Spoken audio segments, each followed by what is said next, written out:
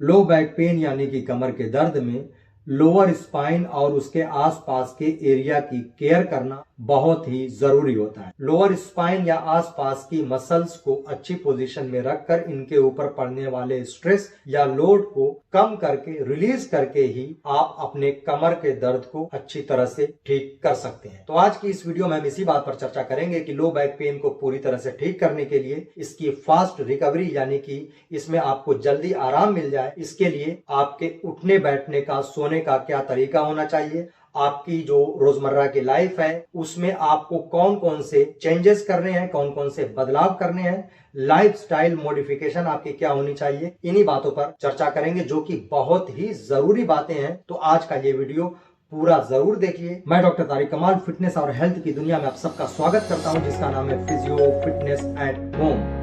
दोस्तों, अंग्रेजी में एक बहुत ही मशहूर कहावत है, precaution is better than cure.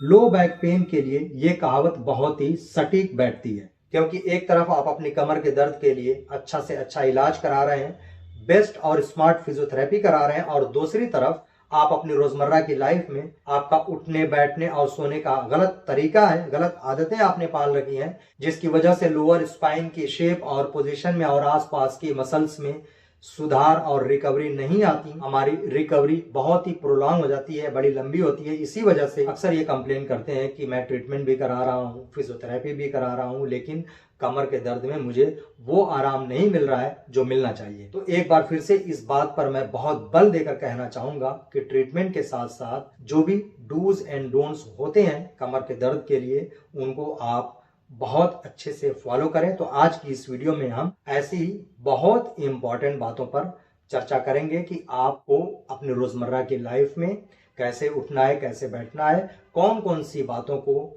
Change करना है, मॉडिफाई करना है। तो सबसे पहले सिटिंग पोस्चर पर चर्चा करते हैं कि बैठते टाइम आपको किन किन बातों का ध्यान देना है, जो कि बहुत ही जरूरी है कमर के दर्द के लिए। हम में से ज्यादातर लोगों को पता होता है कि हमारी बैठने की पोजीशन क्या होनी चाहिए, उसके बावजूद भी हम बैठने में गलतियां करते हैं। तो आपको अपनी सिटिंग पोजीशन को और पोस्चर को चेक करते रहना चाहिए। चेयर पे हमेशा अपनी बैक को सीधा या थोड़ा सा पीछे की तरफ डिक्लाइन होकर बैठना चाहिए। ये पोजीशन हमारी पूरी स्पाइन और आसपास की मसल्स को कंफर्टेबल और रिलैक्स फील देती है। किन किन पोजीशन को अवॉइड करना है, नहीं करना है।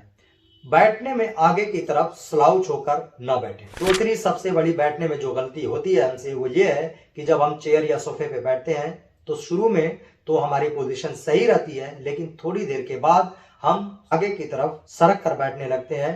हमारी कमर और बैक रेस्ट के बीच में गैप बन जाता है, मसल्स के ऊपर और स्पाइन के ऊपर एक स्ट्रेस पड़ने लगता है, जो हमारे पेन को बढ़ा देता है और हमारी स्पाइन पर एक्स्ट्रा लोड भी डालने लगता है। इस वजह से बैक के पीछे कुशन रखकर बैठें ताकि कोई गैप न रहे। इससे अच्छा ऑप्शन है कि आप अपने बैक के पीछे मार्केट से खरीदा हुआ इस तरह का बैक रेस्ट यूज करें।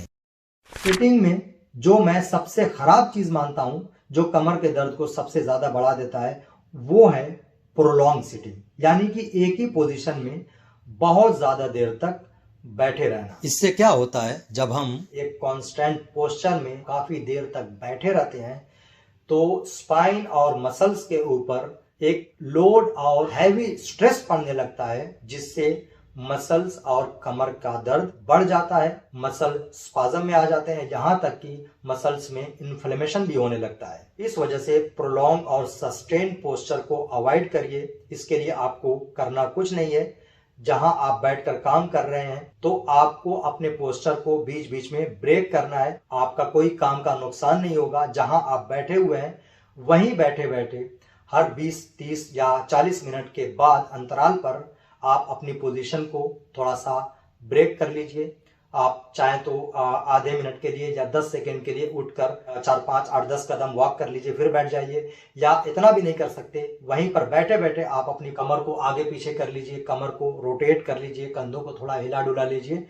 इस छोटे से काम के लिए सिर्फ 10 सेकेंड्स लगेंगे। इस छोटे से काम में के लिए आपको एक बहुत बड़ा फायदा होगा कि आपका सस्टेन पोस्चर ब्रेक हो जाएगा और फिर आप काम करना स्टार्ट कर सकते हैं। अब बात करते हैं कि लेटने या सोने में आपको किन किन बातों का ध्यान रखना है। आपके सोने या लेटने का जो गद्दा है वो फ्लैट होना चाहिए, ऊबड़ खाबड़ नहीं होना चाहिए। अगर आपका गद्दा ऊबड़ खाबड़ या अनइवन सरफेस का है तो सोते समय हमारी स्पाइन रॉन्ग पोजीशन में आती है और मसल्स के ऊपर लोड और स्ट्रेस अनइवन पड़ने लगता है, जिससे हमारा पेन बढ़ जाता है। बहुत ज्यादा सॉफ्ट या गद्देदार मैट्रेस यूज मत करिए। इसका एक बहुत बड़ा नुकसान है कि जब आप पूरी रात सॉफ्ट गद्दे पर सोते हैं तो हमारा स्पाइन रॉन्ग पोजीशन में आ जाता है और गलत शेप लेने लगता है। तो कमर दर्द के लिए सबसे अच्छा जो मैट्रेस होता है वो है फर्म मैट्रेस, यानी कि बहुत ज्यादा सॉफ्ट भी ना हो और बहुत ज्यादा हार्ड भी ना हो। कमर की दर्द में या स्पाइन की किसी भी तरह की प्रॉब्लम में एक बात का ध्यान देना बहुत ही जरूरी है। जब हम सोकर उठते हैं, हम में से ज्यादातर लोग जब सोकर उठते हैं तो सीधे फ्लैट उठते हैं, जो कि बहुत ही गलत है। इस तरह से उठने से लोअर स्पाइन के ऊपर बहुत ज्यादा स्ट्रेस पड़ता है, जो हमारे कमर के दर्द को और बढ़ाता है या हमारी खराब हो रही स्पाइन पर और ज्यादा जोर देता है और ज्यादा खराब बल देता है, जिससे हमारी जो रिकवरी है उसमें बहुत ज्यादा बाधा उत्पन्न होती है। तो इस बात का ध्यान देना बहुत ही जरूरी है कि आपको उठना कैसे है। पहले करवट पे आ जाएंगे और हाथों का सहारा लेकर आप इस तरह से उठेंगे। स्टैंडिंग पोजीशन में भी कमर के दर्द में कुछ एक्टिविटीज का ध्यान देना बहुत ही जरूरी है, जैसे कि आगे की तरफ कमर को झुकाकर सारे काम अवॉइड करें आप, जैसे झाड़ू लगाना, रेलिंग पर कमर को आगे की तरफ झुकाकर खड़े रहना, ब्रश करते वक्त या शेविंग करते वक्त हम वॉश बेसिन पर जब खड़े होते हैं तो आगे की तरफ झुके रहते हैं, तो इसको भी आप अवॉइड करिए। वॉश बेसिन के पास जाइए और फिर आप काम करिए ताकि आपकी बॉडी इरेक्ट रहे। किसी सामान को दूर से न उठाएं, इससे बैक के ऊपर बहुत ज्यादा स्ट्रेस आता है। जमीन से कोई सामान उठाते समय आप अपनी बॉडी को सामान के पास लेकर जाइए और दोनों घुटनों को बेंड करके जब आप सामान उठाएंगे तो आपकी लोअर बैक के ऊपर मिनिमम स्ट्रेस जाएगा। ड्राइविंग करते समय 2-3 बातों का ध्यान रखना बहुत ही जरूरी है। नंबर 1, अगर आप कमर की दर्द से पीड़ित हैं तो प्रोलॉन्ग ट्रैवलिंग अवॉइड करिए, बीच बीच में आप ब्रेक लीजिए। नंबर 2, ट्रैवलिंग करते समय थोड़ी देर पहले जो एक स्पेशल बैक रेस्ट कुशन की बात की थी वो यूज करिए या उसकी जगह आप पीछे कुशन जरूर रखिए। नंबर 3, ड्राइविंग बहुत ही केयरफुली करिए।